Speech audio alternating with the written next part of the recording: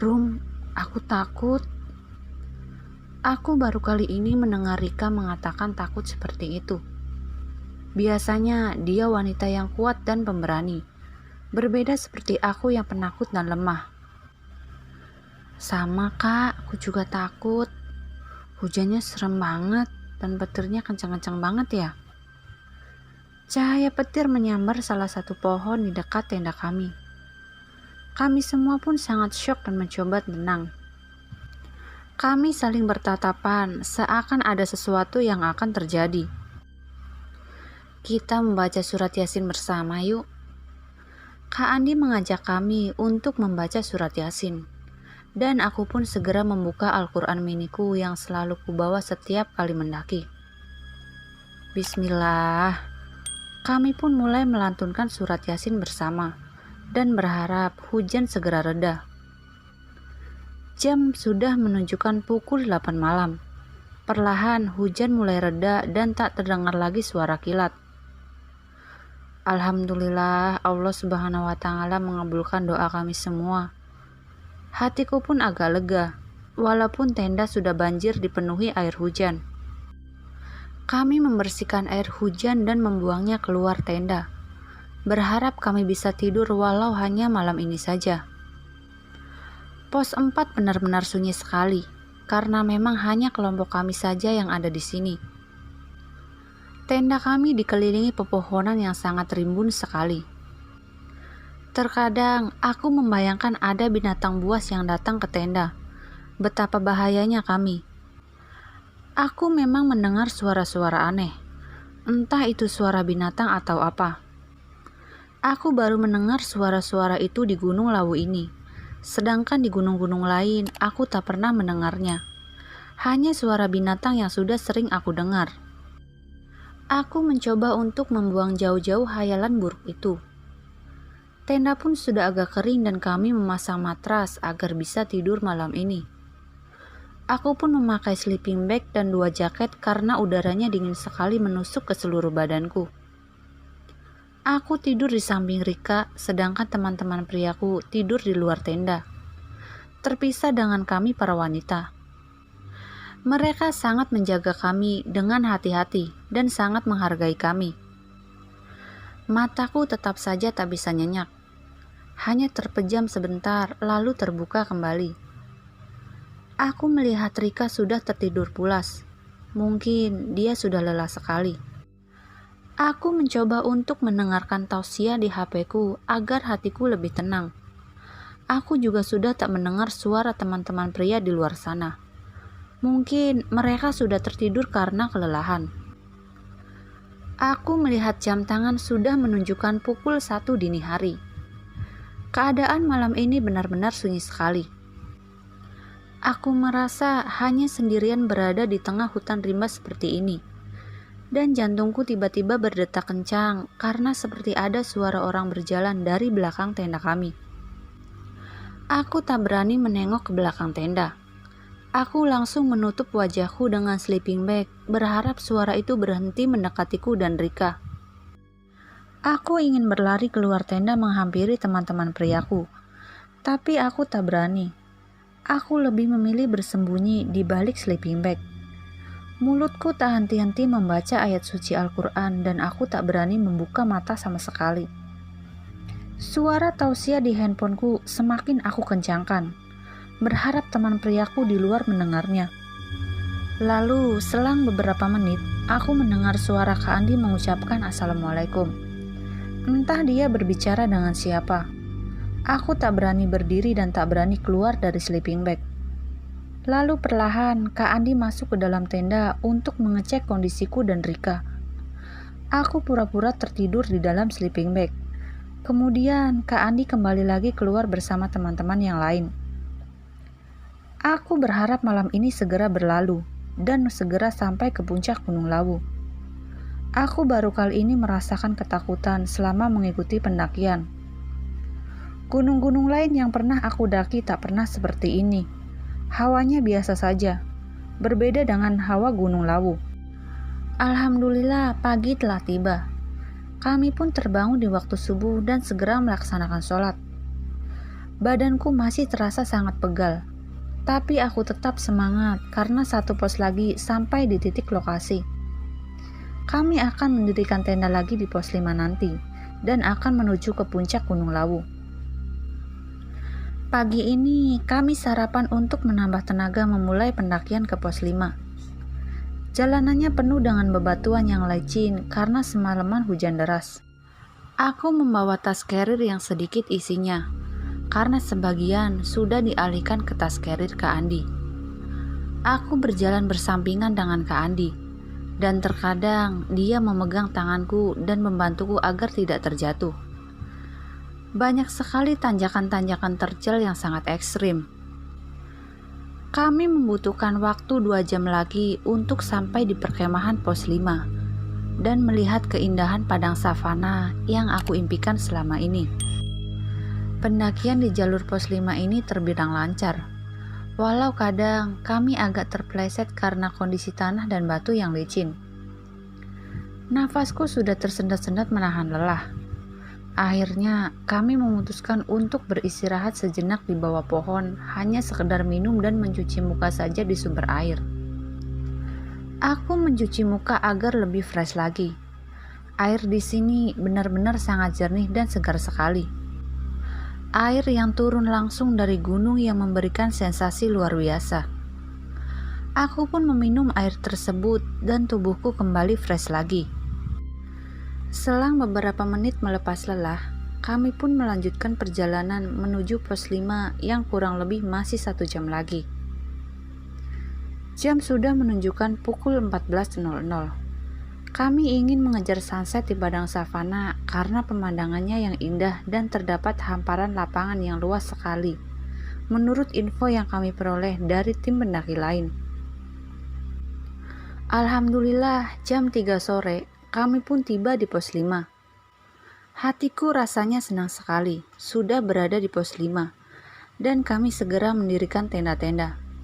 Di sini sudah berkumpul seluruh tim dari organisasi kampus kami. Alhamdulillah semuanya sehat dan masih bersemangat sekali. Aku dan Rika dengan cepat merapikan peralatan-peralatan yang akan penting saja yang akan dibawa untuk menuju padang savana dan Barung Boim serta mencapai puncak Lawu. Selebihnya kami meninggalkan barang-barang di dalam tenda. Setelah tenda berdiri dan peralatan sudah disiapkan, kami berkumpul dan berdoa bersama untuk segera menuju padang savana, Warung Boim, dan puncak Lawu. Dari pos 5 hanya memerlukan waktu 15 menit saja menuju padang savana yang begitu mempesona. Dari padang savana membutuhkan waktu 1,5 jam untuk sampai ke Warung Boim.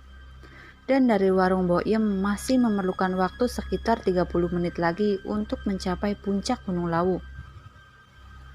Bismillah, go puncak Lawu! Begitulah yel-yel yang kami teriakan untuk membangkitkan semangat kami agar segera melihat keindahan padang savana dan mencapai puncak Lawu dengan selamat. Kami memulai perjalanan menuju padang savana terlebih dahulu. Inilah tujuan utama kami melewati jalur pendakian Candi Cetok, agar kami bisa melihat keindahan padang savana yang begitu luas dan indah mempesona. Bismillah. Kami memulai perjalanan menuju padang savana. Aku hanya membawa tas kecil yang berisi handphone, karena aku pikir jaraknya tak begitu jauh dari tenda dan kami hanya mengejar waktu ke puncak untuk melihat indahnya sunset. Jalur menuju padang savana seperti tebing-tebing yang menjulang tinggi, dataran seperti bukit. Treknya agak susah untuk dilalui. Kadang sepatuku terpeleset karena tak bisa menyeimbanginya. Kak Andi yang selalu siap siaga menolongku dari belakang.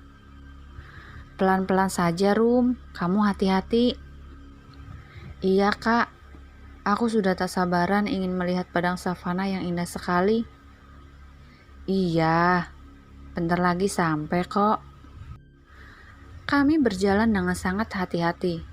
Jangan sampai terjatuh lagi karena treknya yang agak terjal untuk dilalui. Untung saja aku hanya membawa tas yang ringan, jadi beban di pundakku tak terasa berat seperti dari pos 1 kemarin. Jam sudah menunjukkan pukul 16 lebih 15 menit. Kami terus mengejar waktu agar bisa melihat sunset di padang savana. Waktu terus berjalan. Alhamdulillah, kami pun sampai di padang savana. Subhanallah, indah sekali. Dalam hatiku terkagum-kagum melihat keindahan savana yang begitu luas. Aku dan Rika sampai berlari ke sana kemari mengelilingi padang savana. Tak lupa aku memotret banyak pemandangan indah di padang savana. Dan matahari pun sebentar lagi akan terbenam.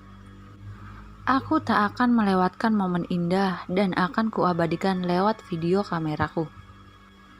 Aku melihat di sekeliling hamparan luas dipenuhi rerumputan yang indah sekali. Seumur hidup, baru kali ini aku melihat keindahan alam yang sangat mempesona sekali. Teman-teman yang lain pun tak lupa juga berselfie ria mengabadikan momen indah bersama-sama. Kak Andi meminta foto berdua denganku, dan aku pun menerima ajakannya dengan senang hati. Kak, benar-benar indah ya di sini. Iya Rum, udaranya juga sejuk pula. Aku melihat Rika sedang asik membuat video di ponselnya. Seketika udara berhembus lebih sejuk dan dingin lagi. Aku melihat ke langit sepertinya mendung lagi. Jika turun hujan, aku tak tahu harus bagaimana lagi, sedangkan ke tempat tenda memerlukan waktu yang lama pula. Begitu juga jika melanjutkan ke warung Boim, masih butuh 1 jam lagi. Semua sama lamanya jika kami memilih salah satu pilihan tersebut.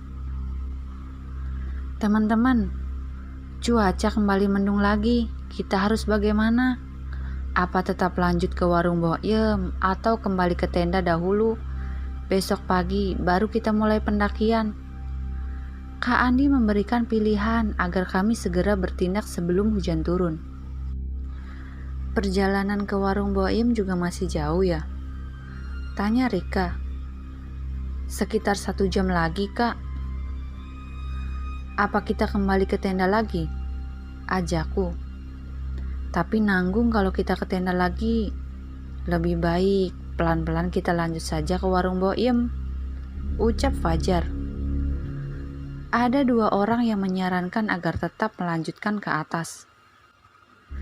Tapi aku pikir kalau hujan turun deras akan mempersulit pendakian. Karena pastinya jalannya licin sekali.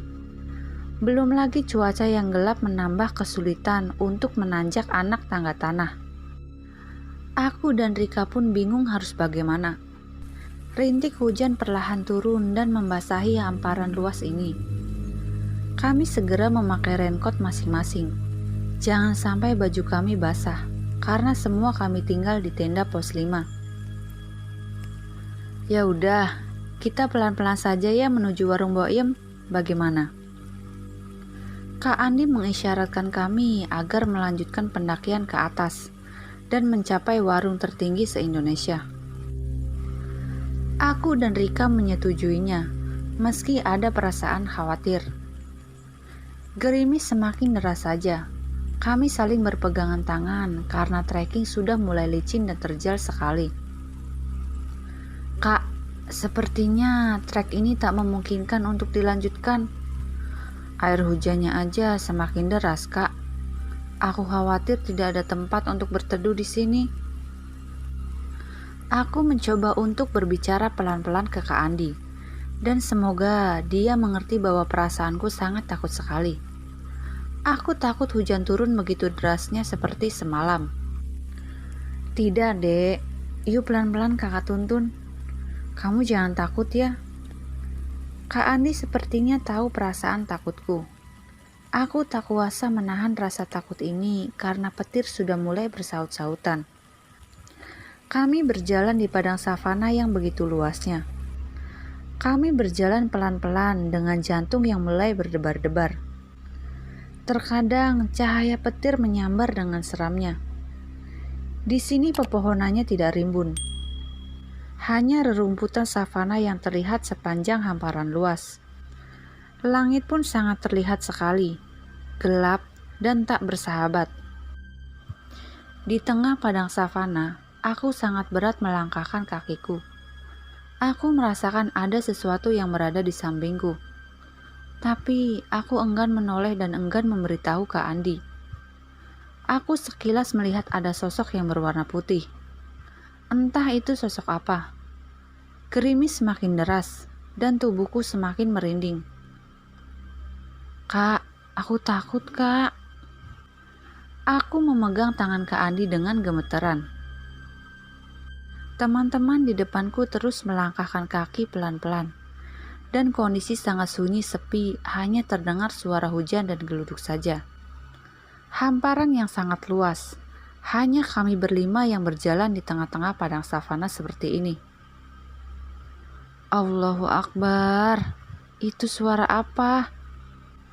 Dalam hatiku berkata, lalu aku memejamkan mata sambil berjalan memegang tangan Kak Andi dengan gemetaran. "Rum, kamu kenapa?"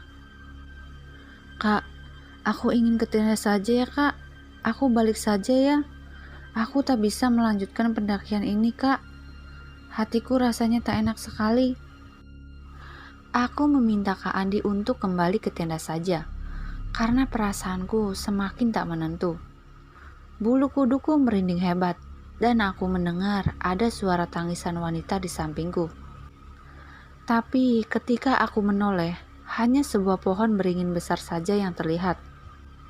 Suara itu sangat jelas sekali di telingaku. Aku tak tahu teman-teman yang lain mendengarnya atau tidak. "Teman-teman, berhenti sebentar." Kak Andi menyuruh yang lain untuk berhenti dan kami berkumpul di tengah jalan setapak dikelilingi hutan savana yang begitu luasnya. "Ada apa, Di?" tanya Rudi dan Fajar. "Sepertinya Arumi sudah tak meyakinkan untuk melanjutkan ke atas. Apa aku saja yang mengantarkannya kembali ke tenda? Kalian tetap lanjut ke atas, bagaimana?" "Ah, lo yakin, Di?" tanya Fajar. "Aku ikut Arumi saja ke tenda." Rika sepertinya merasakan hal yang sama denganku. Dia lebih memilih kembali ke tenda. Lalu Fajar dan Rudi bagaimana? Mau ikut kembali ke tenda atau tetap ke atas? Fajar dan Rudi sepertinya masih berpikir. Tapi kami memang benar-benar tak bisa melanjutkan pendakian.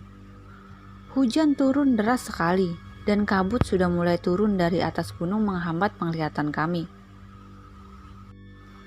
"Kita kembali ke tenda bersama-sama saja.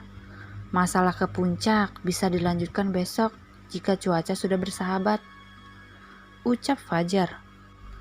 Akhirnya kami bisa saling mengerti dan memutuskan untuk kembali ke tenda bersama-sama. Jam sudah menunjukkan pukul 18.00. Sebentar lagi azan maghrib berkumandang. Tapi cuaca seperti ini kami tak bisa melaksanakan sholat. Hujan semakin deras sekali. Hanya terlihat petir yang saling menyambar-nyambar di langit. Padang savana yang begitu luas terlihat sangat sunyi sekali dan benar-benar mencekam. Suara yang tadi kudengar sudah tidak ada lagi. Namun mataku selalu ingin menatap ke arah pohon rindang itu, di mana sumber suara tangisan tadi berasal. Aku segera buang jauh-jauh pandanganku, dan kami saling memegang tangan satu sama lain.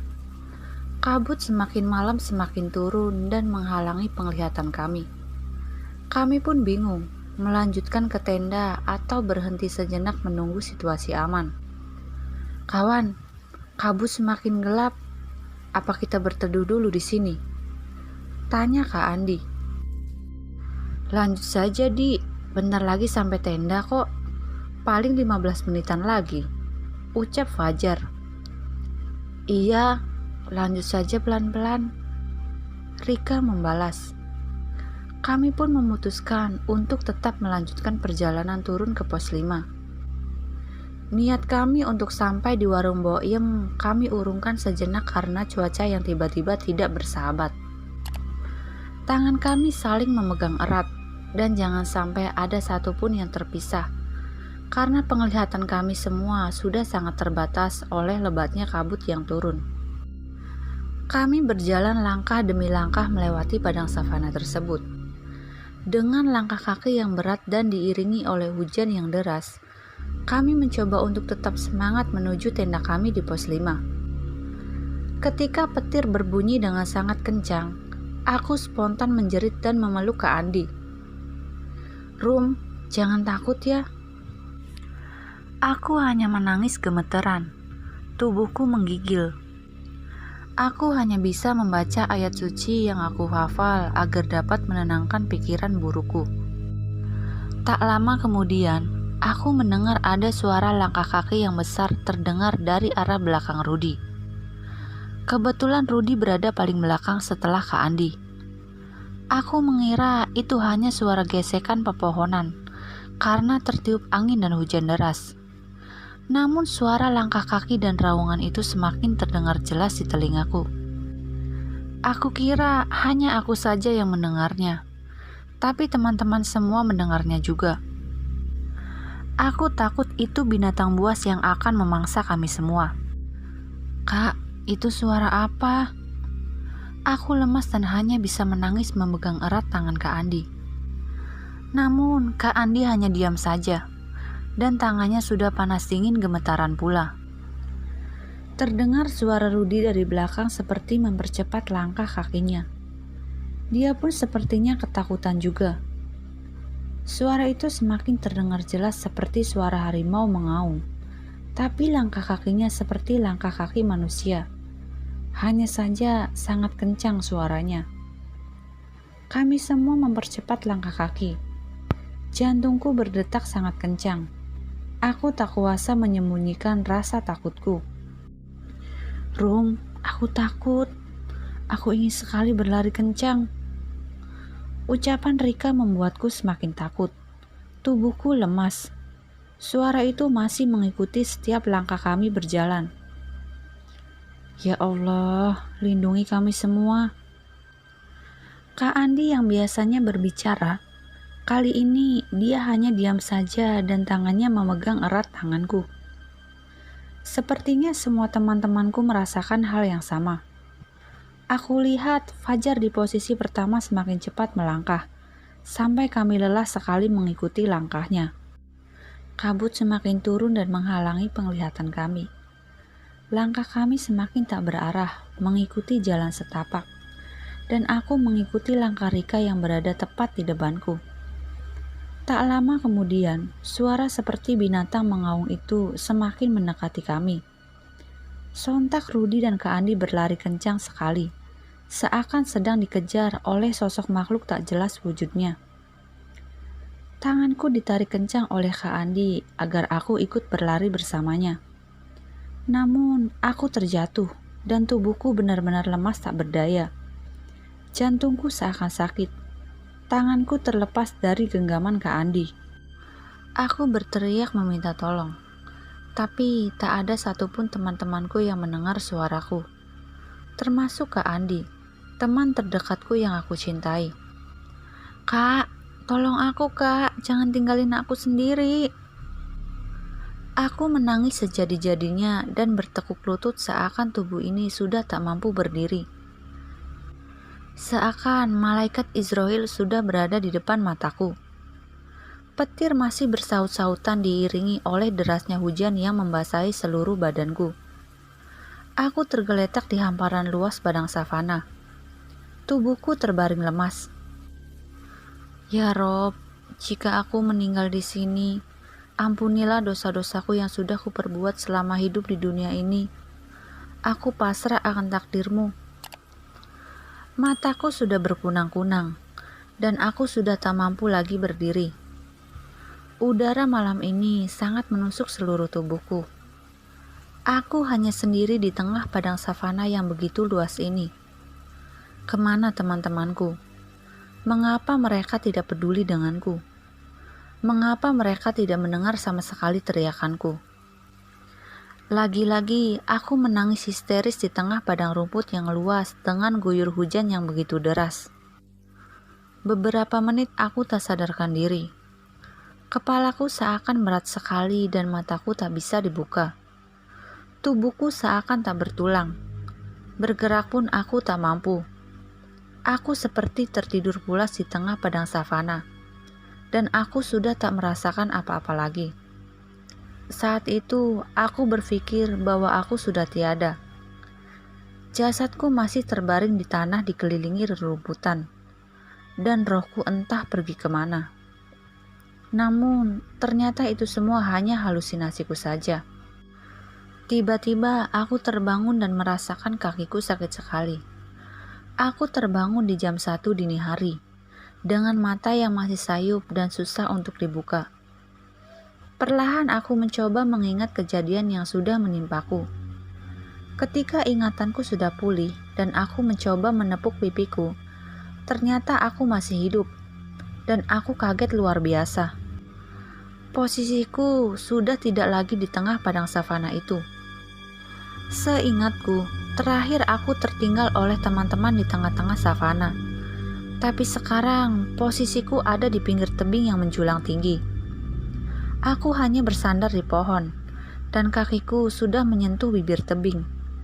Lagi-lagi aku menangis, tak kuasa menahan rasa takutku yang luar biasa. Bibirku gemetaran, dan tubuhku seakan melayang di udara. Ya Allah, apa salahku sehingga aku diberikan ujian berat seperti ini? Aku tak sanggup menjalani ini semua, ya Allah. Hatiku berkata dalam hati dengan rasa takut dan rasa pasrah. Jika aku menggerakkan badan, aku khawatir tanah ini akan longsor dan aku akan terjatuh ke bawah jurang. Sedangkan ini sangat gelap sekali.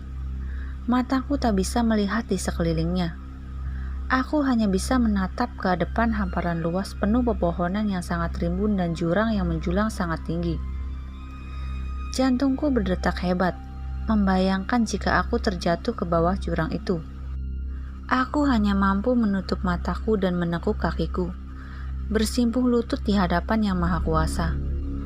Langit pun terlihat jelas di hadapanku, seakan aku sedang berhadapan langsung dengan pemiliknya. Aku hanya mampu melantunkan sholawat Nabi dan membaca ayat kursi. Aku mencoba menenangkan pikiran dan hatiku agar aku tidak panik dan berpikir positif bahwa aku akan selamat dan baik-baik saja. Air mataku seketika berhenti, tapi jantungku masih berdetak kencang ketika aku menatap dalam-dalam di sekelilingku benar-benar hutan belantara. Dan aku berada di atas tebing yang bawahnya jurang. Bagaikan mimpi, tapi ini nyata, dan aku harus bisa mengatasi rasa panikku. Aku menarik nafas dalam-dalam, dan menyadari bahwa aku harus kuat demi kedua orang tuaku. Aku harus kembali dengan selamat. Aku masih tak kuasa melihat sekelilingku yang gelap gulita. Aku mencoba memejamkan mata dan tak berani membukanya sama sekali. Aku melantunkan sholawat sambil membayangkan berkumpul dengan kedua orang tuaku di rumah. Pasti mereka mendoakanku juga di sana. Jika Allah masih memberikanku umur yang panjang, pasti aku akan selamat dan bisa melewati ini semua. Bibirku tak henti-hentinya melantunkan sholawat Nabi. Sampai tak terasa aku tertidur pulas di bibir tebing ini. Aku benar-benar tertidur pulas tanpa gangguan apa-apa. Allah masih sayang denganku. Aku terlelap dalam mimpiku, dan aku bermimpi bertemu dengan sosok kakek-kakek mengenakan sorban putih, dan memberikanku sepucuk kertas. Beliau tidak berkata apa-apa. Tangannya hanya menjulur ke arahku dengan memberikan sepucuk kertas.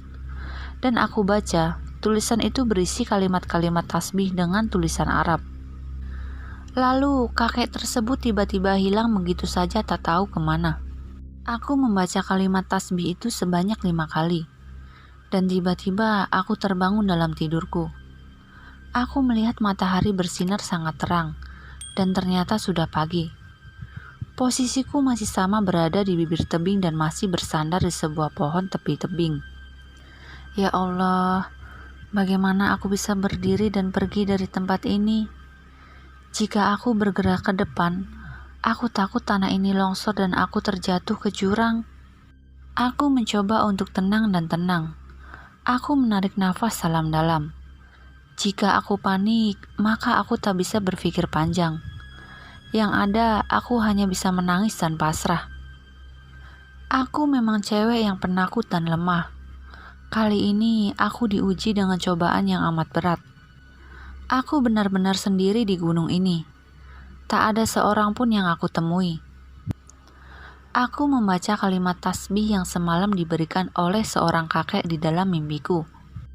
Aku berpikir bahwa beliau adalah malaikat yang Allah utus untuk menolongku.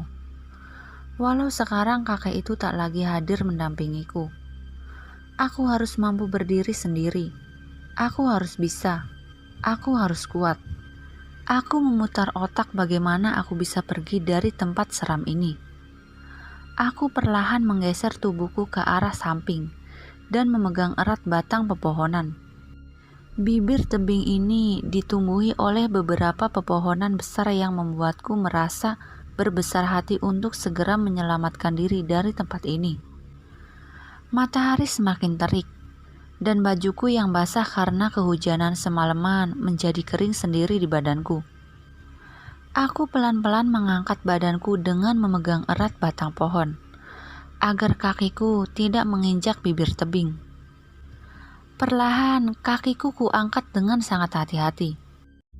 Lalu aku berdiri dan memeluk pohon tersebut. Aku memejamkan mata dan menarik nafas dalam-dalam. Jantungku masih berdetak kencang, dan aku tak berani melihat ke arah depan karena terlihat sangat jelas jurang yang begitu tinggi yang dipenuhi pepohonan rimbun. Kalau aku melihatnya ke bawah, kepalaku pusing dan seakan tubuhku ikut melayang jatuh ke bawah. Aku memutuskan untuk melihat ke samping saja, mengikuti pepohonan rimbun ini. Aku melangkah pelan-pelan sambil memeluk pohon yang satu ke pohon yang lain. Langkah demi langkah aku telusuri dengan rasa takut dan pesimis. Terlintas aku melihat ibuku tersenyum dan melambaikan tangannya ke arahku, tanpa berkata apa-apa. Aku mengusap-usap mataku, lalu bayangan ibuku hilang seketika. Aku menangis di pelukan pohon tepi tebing. Aku tak kuasa menahan rasa sedih ini sendiri. Kemana orang-orang yang aku sayang? Mengapa aku dibiarkan sendiri seperti ini di gunung?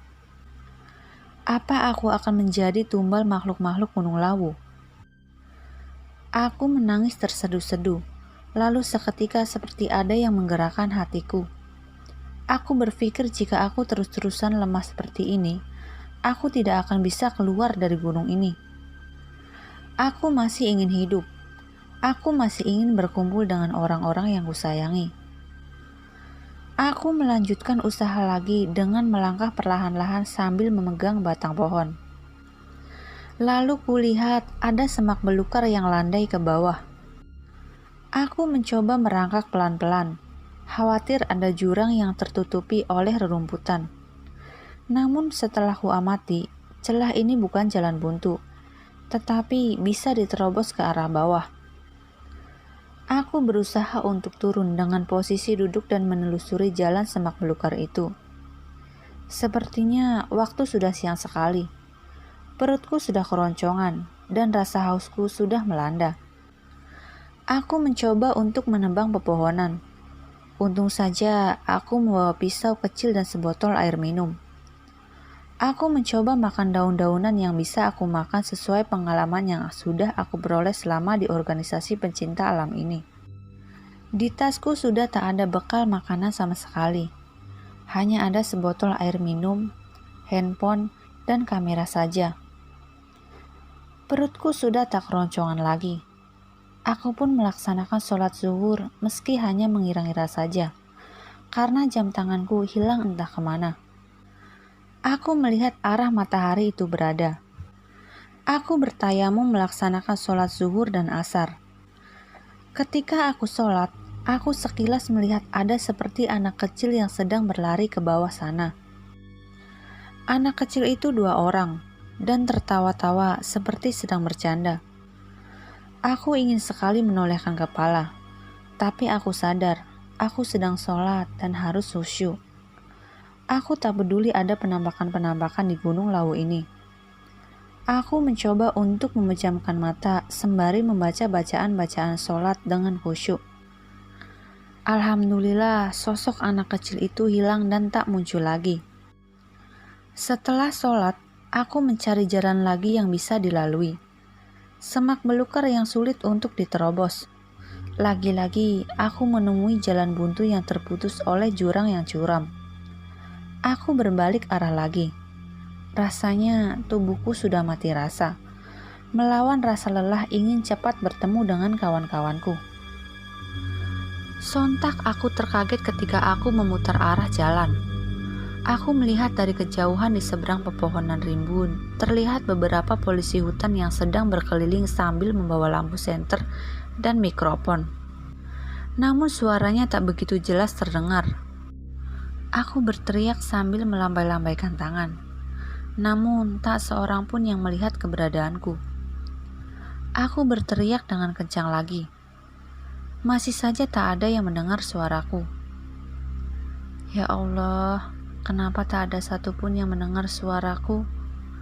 Tolong aku ya Allah. Aku menangis dan bertekuk lutut sambil bersujud memohon ampunan.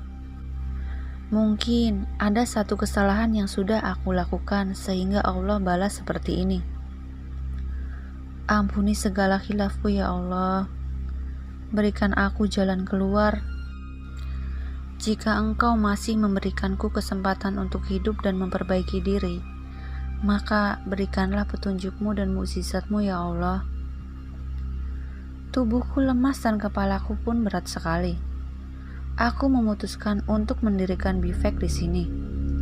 Untung saja aku membawa pisau kecil, jadi aku bisa membuat tenda sementara dari batang pepohonan. Aku sudah tak sanggup berjalan lagi. Kakiku sakit dan kram. Matahari pun hari ini sangat bersahabat. Aku melepas lelah sejenak di dalam tumpukan batang pepohonan yang kubuat sederhana agar terlindung dari sengatan matahari. Aku tertidur pulas menikmati setiap hembusan udara sejuk di Gunung Lawu. Aku seorang diri, berada di tengah-tengah hutan rimba seperti ini. Yang terdengar hanyalah suara-suara burung dan monyet serta hewan lainnya. Aku mencoba untuk menikmati ujian terberat ini, dan aku yakin aku kuat. Aku bisa melewati ini dengan selamat. Dalam lelapnya tidur, aku bermimpi bertemu dengan Kak Andi.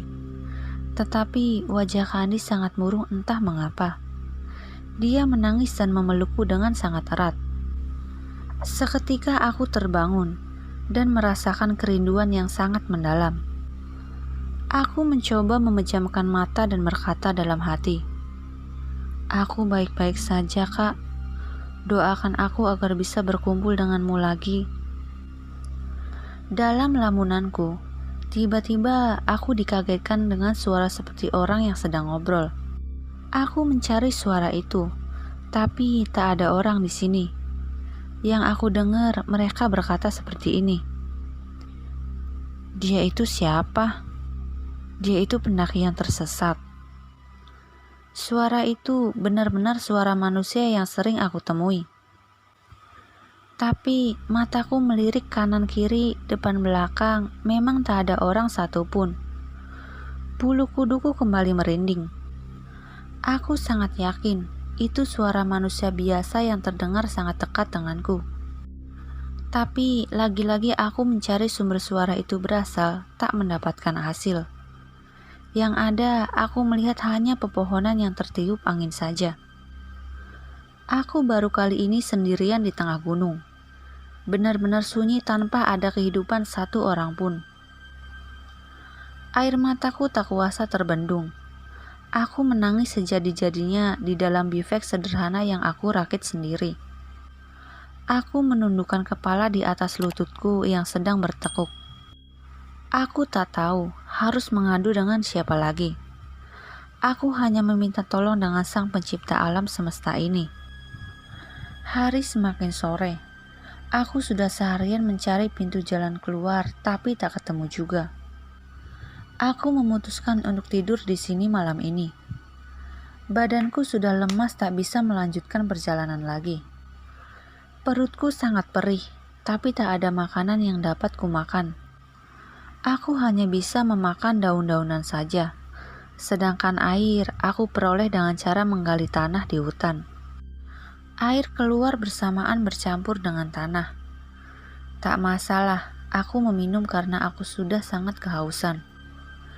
Laparku sudah sedikit teratasi. Aku ingin tidur sebentar melepas lelah dan pusing. Aku pasrah jika memang aku harus meninggal dunia di Gunung Lawu ini.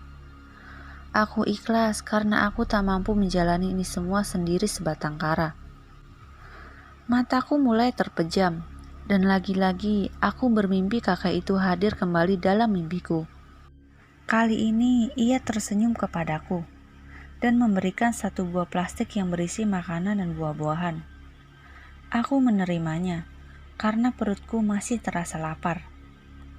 Lalu aku terbangun karena mendengar suara burung-burung yang sedang berkicau sangat merdu. Burung itu terus berterbangan di sekitarku.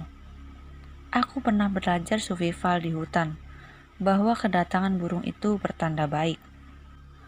Mudah-mudahan aku segera mendapatkan jalan keluar untuk pulang ke rumah.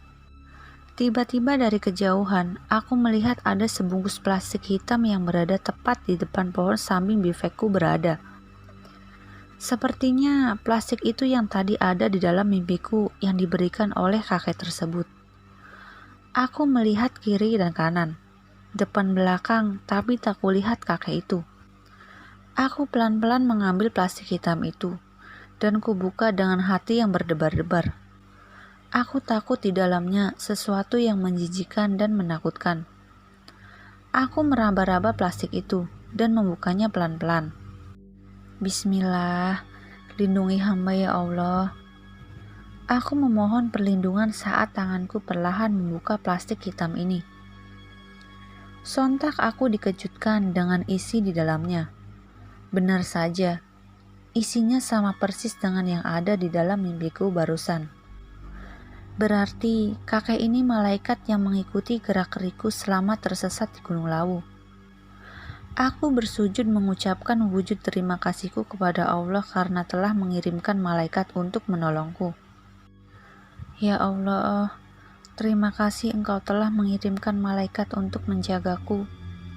Semoga aku bisa segera kembali ke rumah dengan selamat. Aku membawa makanan yang ada di dalam plastik tersebut. Ku cium-cium terlebih dahulu sebelum ku makan.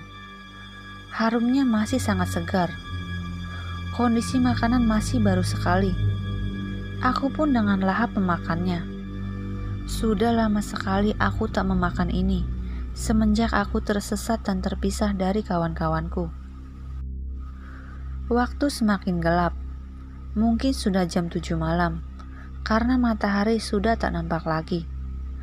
Aku memutuskan untuk sholat maghrib dan isya berbarengan, karena aku tak tahu persis ini jam berapa. Aku mengerjakan sholat dengan cara tayamum. Air di sini tidak ada sama sekali. Minum pun aku susah.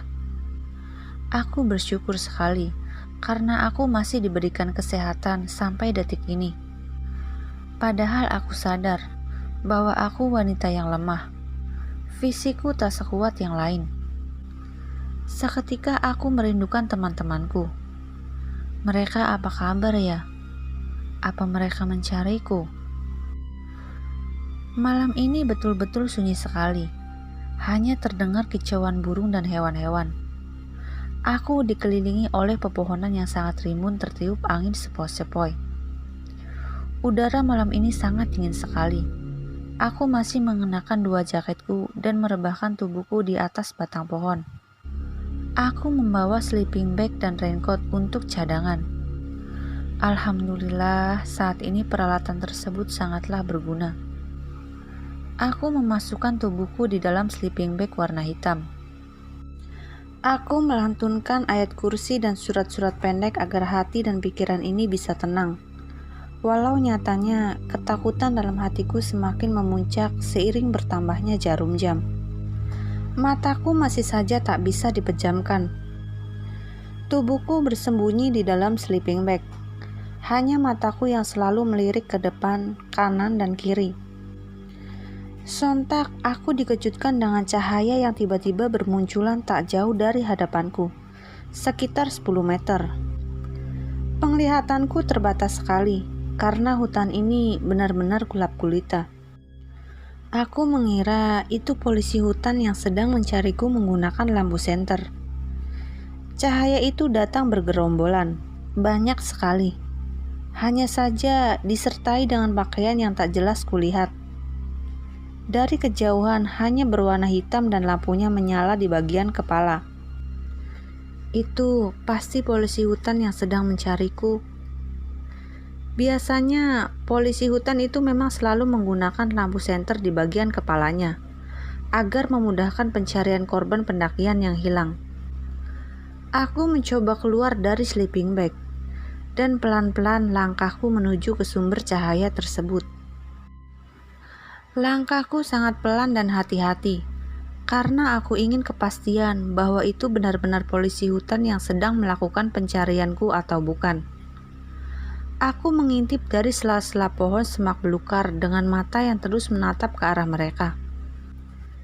Tiba-tiba aku syok dan kaget luar biasa. Bibirku tak bisa lagi berkata-kata, seakan seluruh badan ini kaku dan kakiku lemas tak berdaya. Aku melihat mereka itu bukan polisi hutan, melainkan sekumpulan makhluk yang wajahnya benar-benar hancur dan dipenuhi oleh darah yang bercucuran. Bahkan, di situ juga ada beberapa anak kecil yang sedang berlari-lari seperti sedang bercanda. Mereka sibuk berjalan ke sana kemari tanpa ada suara. Pandangan mereka kosong, hanya menatap ke arah depan saja. Wajahnya ada yang berbentuk tengkorak hitam dengan mata satu yang penuh darah. Ada yang hidungnya tak ada. Bahkan ada yang kepalanya bolong di bagian atas dengan organ-organ dalam yang terlihat dipenuhi darah. Aku sudah tak kuasa menahan rasa takut ini. Tubuhku bergetar hebat dan aku bingung harus lari kemana. Aku tetap bersembunyi di semak-semak belukar ini, menunggu mereka semua pergi. Ternyata yang menyala itu bukanlah lampu senter, tapi mata mereka semua menyala. Mereka berjalan ke atas puncak bersama-sama. Jumlahnya banyak sekali. Jantungku berdetak kencang seakan mau putus ketika salah satu dari makhluk itu ada yang menoleh kepalanya ke arahku bersembunyi. Aku segera menutup kepalaku dengan pepohonan agar tidak terlihat. Aku tak kuasa membuka mataku. Aku takut sekali. Ya Allah, lindungi aku, sayangi aku. Tubuhku sangat bergetar hebat. Aku takut makhluk itu mendekatiku. Aku membuka mata pelan-pelan, dan alhamdulillah makhluk tersebut berjalan lurus menuju puncak bersama dengan rombongannya. Anak-anak kecil pun ikut bersama mereka sambil tertawa dan berlari-lari. Nafasku agak lega karena mereka sudah berlalu dan sepertinya sudah tidak ada lagi yang tersisa di sini.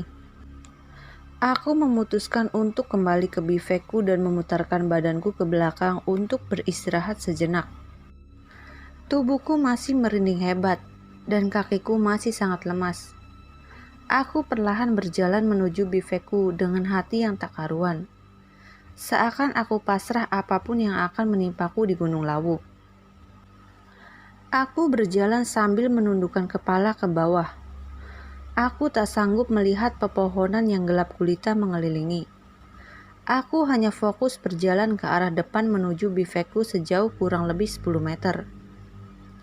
Tiba-tiba bulu kuduku kembali merinding hebat lagi. Ya Allah, ada apa lagi ini? Dalam hatiku berkata, dan aku menarik nafas dalam-dalam sambil melantunkan selawat Nabi di dalam hati serta membaca kalimat tasbih yang pernah kakek itu berikan dalam mimpi pertamaku. Ketika aku sudah dekat di depan bivekku, aku melihat baju putih yang sedang berayun di pepohonan tepat di atas belakang bivekku berada. Aku tak mau melihatnya dengan jelas, dan aku dengan cepat masuk ke dalam bivek. Aku tak peduli lagi dengan penampakan-penampakan yang ada di gunung ini. Aku sudah lelah dan aku pasrah. Aku tak kuasa menahan rasa takut ini. Aku masuk ke dalam sleeping bag dan air mataku terus mengalir menahan rasa takut ini. Tubuhku masih bergetar hebat dengan jantung yang berdetak kencang. Mulutku tak henti-henti membaca ayat-ayat Al-Quran yang aku hafal. Aku mencoba memejamkan mataku sambil terus melantunkan ayat-ayat suci. Sontak dadaku kembali bergetar lagi ketika makhluk bergaun putih itu tertawa kencang dari arah belakang bifekku.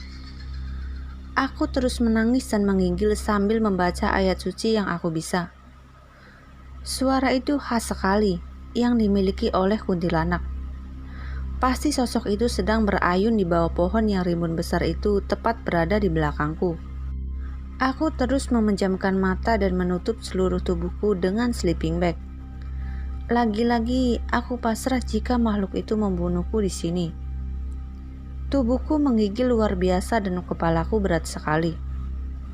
Pikiranku melayang dan tubuhku terasa lemas tak berdaya.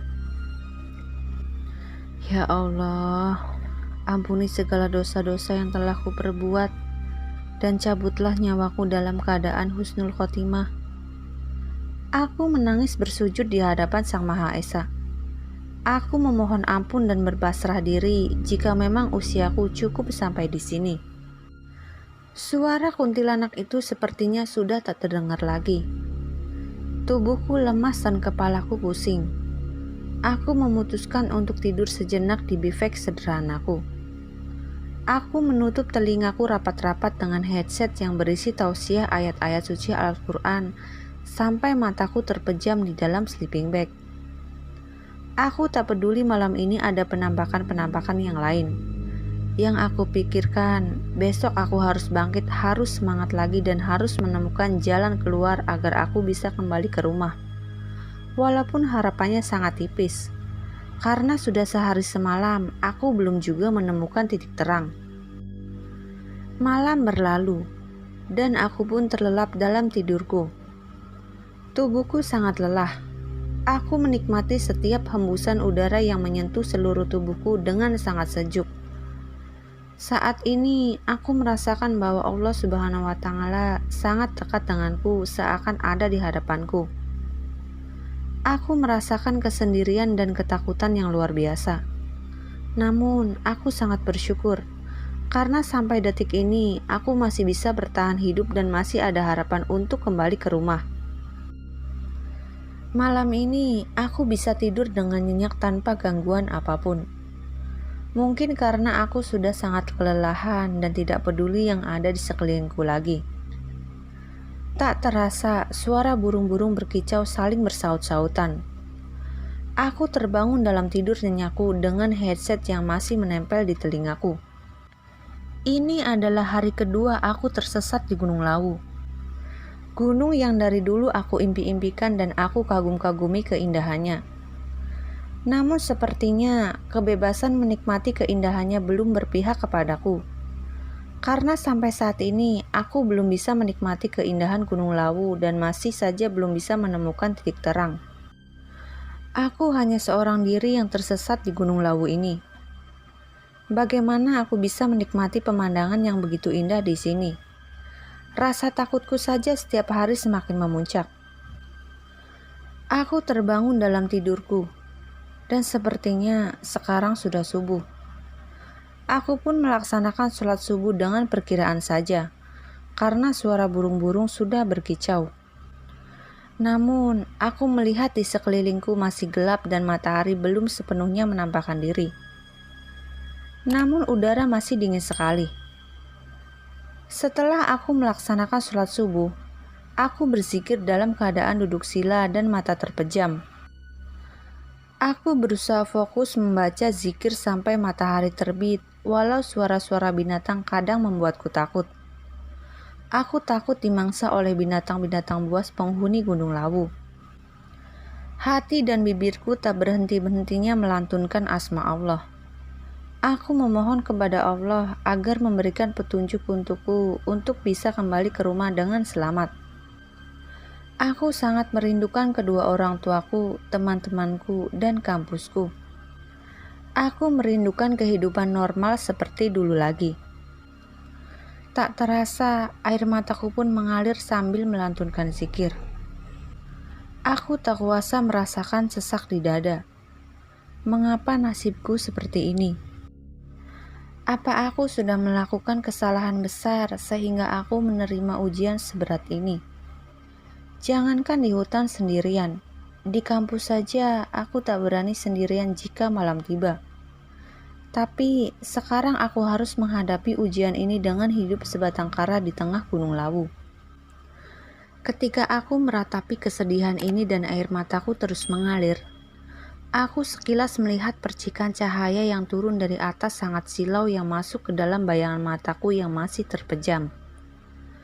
Aku kaget dan aku mengira itu kilat, tapi tak ada suara apa-apa. Jantungku kembali bergetar hebat dan bibirku gemeteran. Ya Allah, ada apa lagi ini? Aku tak kuasa menahan rasa takut ini. Tapi aku penasaran ingin melihatnya. Aku berusaha untuk membuka mata pelan-pelan. Bismillah, bismillah, bismillah. Mataku perlahan terbuka dengan sangat hati-hati dan dipenuhi rasa takut yang luar biasa. Sontak aku terkejut melihat pemandangan di depan mataku yang membuat jantungku seakan berhenti sejenak. Aku melihat ada 5 orang yang sedang berdiri tepat di depanku sekitar jarak 5 meter.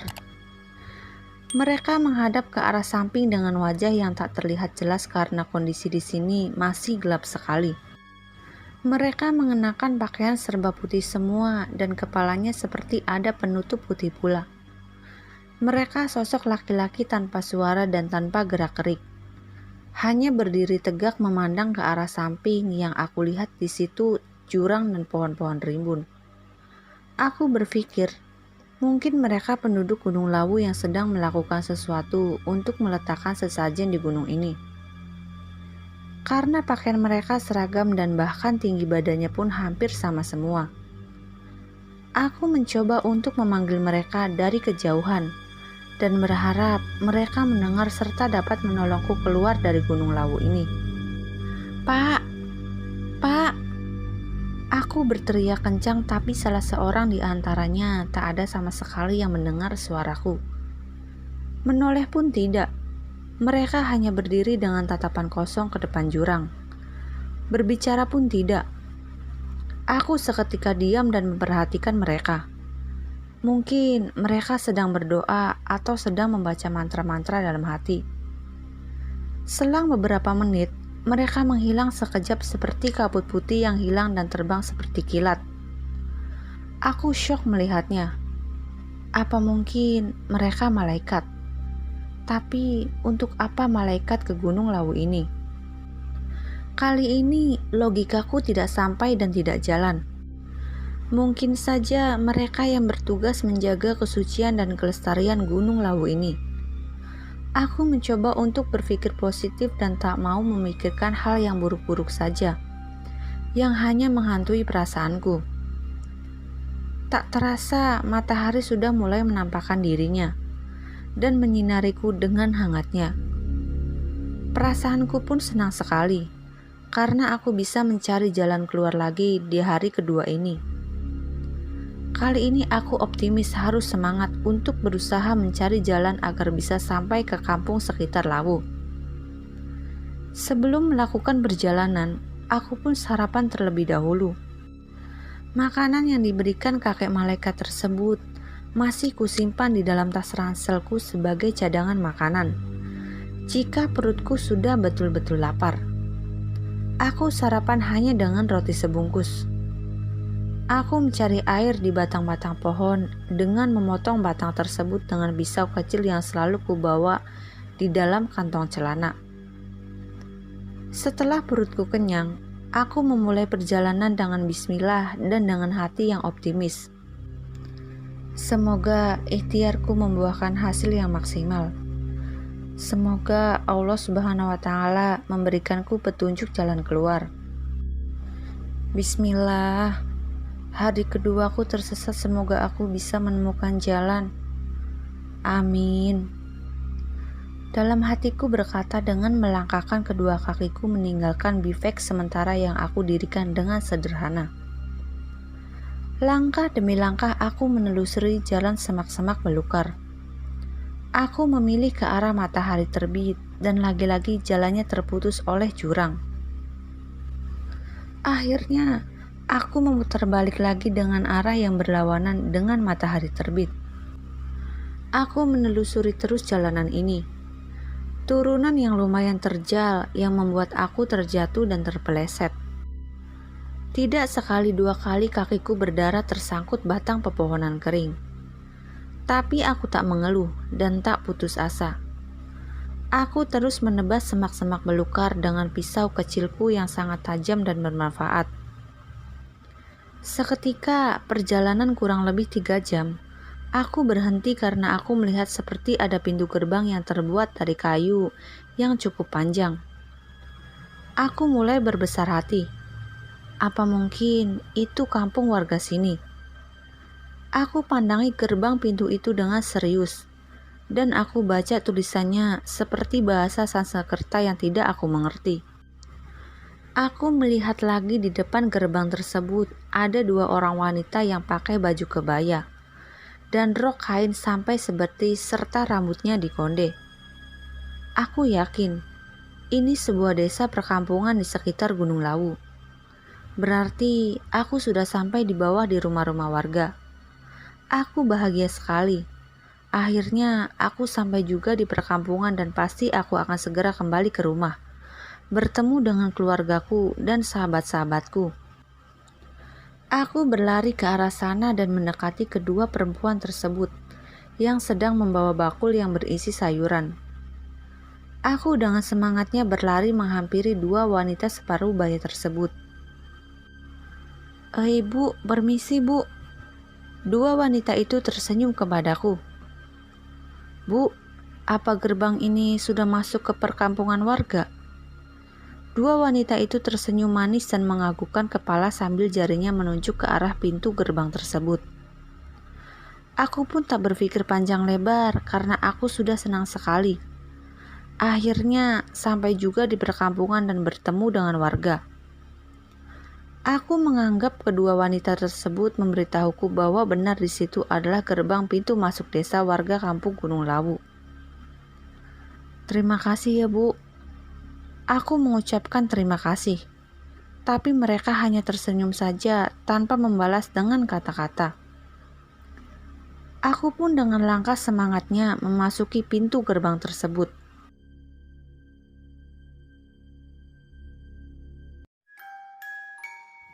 Jika kalian ingin berbagi cerita kepada kami, silahkan DM ke Instagram atau email kami yang ada di kolom deskripsi. Sekian dan terima kasih. Salam dari kami, keluarga pendaki.